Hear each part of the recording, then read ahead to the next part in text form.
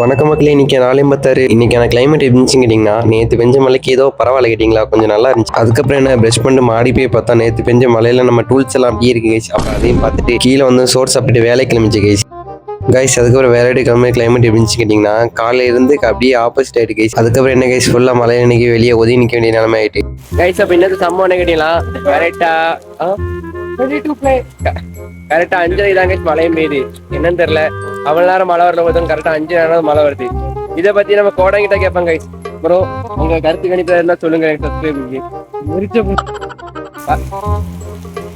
இதை நான் பீப்ல போட்டு விடுறது சரிங்களா, நீங்களே அதில் தான் போட்டுவாங்க. அதுக்கப்புறம் என்ன கைஸ், வீட்டுக்கு வந்து ஒர்க் அவுட் ஸ்டார்ட் பண்ணிட்டேன். இன்னைக்கு என்ன கேட்டிங்கன்னா, செஸ்ட் தான் கைஸ் ஒர்க் அவுட் போட்டேன். ஃபர்ஸ்ட் வேர்ஷன் என்ன போட்டேன் கேட்டிங்கன்னா, நார்மல் புஷ்அப் தான் கைஸ்.